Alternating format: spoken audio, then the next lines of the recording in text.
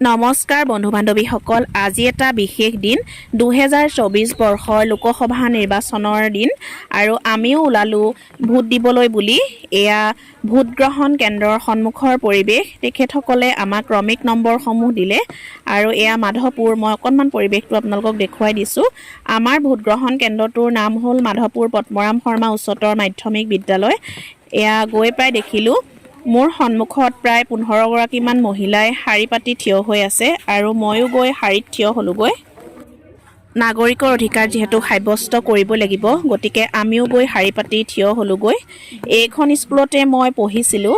Class 5ৰ পৰা 12লৈকে মই এইখন স্কুলতে শিক্ষা গ্ৰহণ কৰিছিলোঁ আৰু বহুদিনৰ মূৰত স্কুলখন দেখি সঁচায়ে বিৰাট ভাল লাগিলে। আৰু বসন্তৰ পৰশ লাগি স্কুলখনৰ পৰিৱেশ খুব সুন্দৰ হৈ আছে। চৌপাশে সেউজীয়া পৰিৱেশ, সেয়াও আপোনালোকক অকণমান দেখুৱালোঁ। আজিলৈ ইমানেই, ধন্যবাদ।